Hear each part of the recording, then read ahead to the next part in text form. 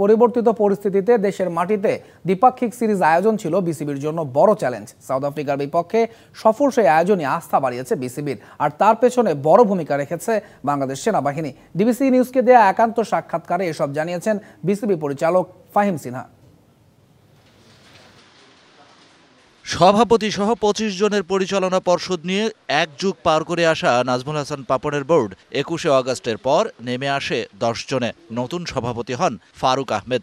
এর কিছুদিন পরই সেই কমিটি থেকেও পদত্যাগ করেন খালেদ মাহমুদ সুজন। সভাপতির সাথে ৯ পরিচালক নিয়ে কিভাবে চলছে বিসিবি?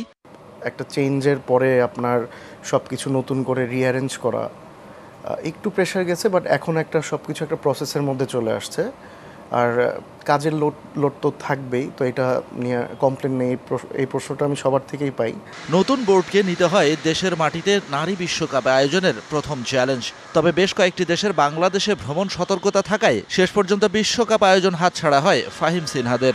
প্রথমে ছিল আপনার উইমেন্স ওয়ার্ল্ড কাপ, না রাখা গেল না। আপনার এটা ইন্ডিভিজুয়াল কয়েকটা দেশের জন্য বাংলাদেশে ট্রাভেল রেস্ট্রিকশন ছিল বলে ওয়ার্ল্ড কাপটা করতে পারিনি এখানে। এরপরই সময় ঘনিয়ে আসে সাউথ আফ্রিকার বাংলাদেশ সফরের দিন। প্রোটিয়াদের ঢাকায় পা রাখার পর প্রায় প্রতিদিনই সাকিব লাভার ও হেটার্সদের বিক্ষোভ চলতে থাকে বিসিবির মূল গেটে। এই পরিচালক বলেন, প্রোটিয়াদের বিপক্ষে ওই সিরিজ আয়োজনই ছিল পুরোটাই এসিড টেস্ট। নগদের সর্বোচ্চ বার ১৬৭ টাকা রিচার্জে পাবেন ১ লাখ টাকা পুরস্কার। আরও আছে প্রতি সপ্তাহে পুরস্কার ও ক্যাশব্যাক। একটা তো টেনশন ছিলই। সাউথ আফ্রিকা সিরিজটা যদি আমরা স্মুথলি মানে রান করতে পারি, শেষ করতে পারি ভালোভাবে, তাহলে এটা একটা কনফিডেন্স আসবে আমাদের মধ্যে। আর্মি আমাদের যে নিশ্চয়তা দিয়েছে, আমরা খুব ভরসা করতে পেরেছিলাম যে আমাদের সিকিউরিটি নিয়ে প্রবলেম হবে না।